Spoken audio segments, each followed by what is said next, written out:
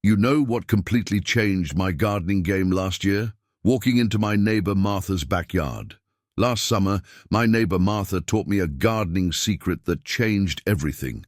While I battled pest-eaten tomatoes and endless weeding, her backyard garden was thriving with barely any maintenance.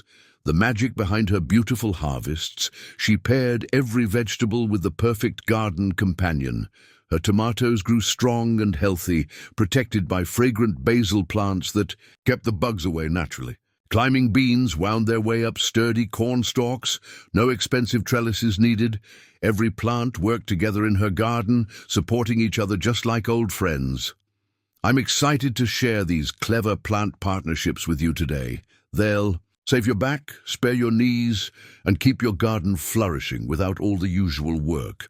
These simple pairings practically eliminate the need for chemicals and cut maintenance time in half.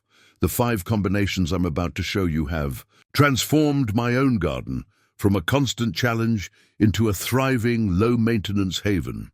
My favorite pairing rescued my entire tomato harvest last season, and it's so straightforward you can set it up in minutes. By letting plants help each other grow, we can work smarter in our gardens, not harder. These natural partnerships do most of the heavy lifting for us.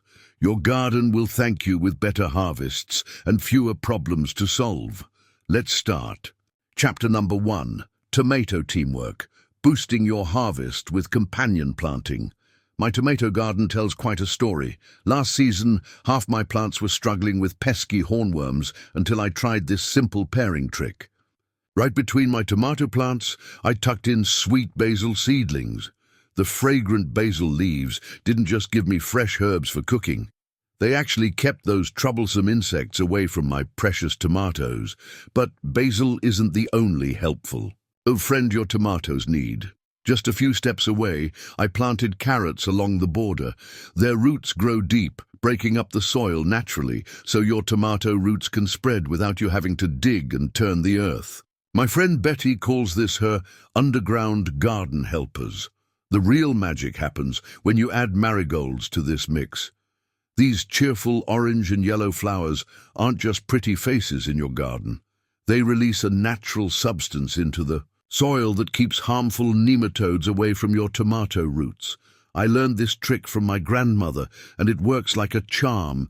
Here's the simple way to set this up in your own garden. Plant your tomatoes first, giving them about 2 feet of space between each plant. Then add 2 basil plants between each tomato. Sprinkle carrot seeds along the border about 6 inches apart. Finally, dot those bright marigolds wherever you have a spare spot. The whole thing takes maybe 30 minutes to plant, but it saves hours of work later. What I love most about this combination is how it practically takes care of itself. No more crawling around pulling weeds or spraying for bugs. Just walk out to your garden, pick fresh tomatoes and herbs, and enjoy the beautiful flowers while your plants work together. Speaking of plants working together, wait until you see what happens when we pair beans with corn. It's a Native American gardening secret that's perfect for anyone who wants to garden without all the bending and stretching. Chapter number 2, The 3 Sisters Garden, Nature's Perfect Team. When I first learned about the 3 Sisters Garden, it felt like discovering a centuries-old secret. Native American gardeners perfected this method generations ago, and it's perfect for anyone wanting to grow more food with less work. Trust me, your back will thank you for this one. Let me introduce you to these 3 garden friends. First comes corn, standing tall and strong. Next, green beans spiral up those sturdy corn stalks. And finally, squash spreads across the ground below, creating a living mulch that keeps weeds away. It's like having your own garden team, where each plant has an important job. In my garden, I started with 4 corn plants in a square pattern, about 2 feet apart. Once they reached 6 inches tall, I planted pole beans right next to each stalk. The beans actually feed the soil with nitrogen, while the corn supports them. No expensive trellis is needed, and no bending over to tie up climbing vines. The squash Plants become your garden's natural groundskeeper. Their broad leaves shade the soil, keeping moisture in and weeds out. I love watching my butternut squash vines spread between the corn, creating a living carpet that eliminates almost all my weeding work.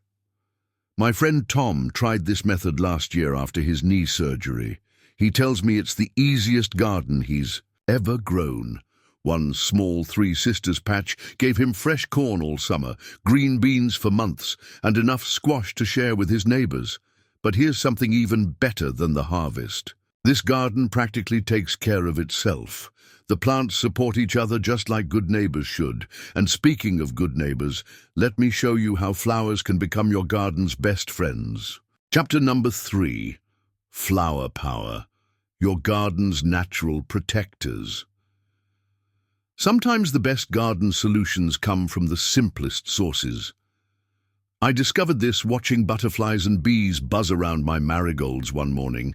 These helpful insects weren't just making my garden beautiful. They were actually protecting my vegetables and making my garden work easier. Marigolds quickly became my garden's secret weapon. I plant them in a bright orange border around my vegetables, creating what I call my protective flower fence. These cheerful blooms naturally repel aphids, cabbage moths, and those pesky beetles that love to munch on our plants. Best of all, they keep working all season long without any extra effort from us. My garden took on a whole new life when I added zinnias and cosmos to the mix. These easy-growing flowers attract ladybugs and praying mantises, nature's own pest control team. I love watching these beneficial insects patrol my garden, handling pest problems I used to tackle with sprays and chemicals. Here's my simple flower planting strategy. I start with marigolds as a border, spacing them about 8 inches apart. Between my vegetable rows, I add patches of cosmos. Their delicate flowers draw in the good insects, while their strong stems stand up to summer storms. Zinnias fill any empty spots, creating splashes of color that make garden work more enjoyable. Last year, my neighbor Rose started copying my flower garden trick. She tells me she spends more time admiring butterflies now and less time worrying about garden pests. Her arthritis doesn't flare up as much since she stopped having to spray for insects every week. The real beauty of this method is how it brings life to your garden. These flowers do more than protect your vegetables. They create a peaceful space where you can sit and enjoy watching nature do the hard work for you. Let me show you another wonderful pairing that makes growing herbs absolutely effortless. Chapter number 4. Herbs and vegetables, perfect garden partners. I never thought herbs could be such helpful garden companions until I met my friend Grace. Her small garden patch was the most aromatic and productive I'd ever seen. The secret?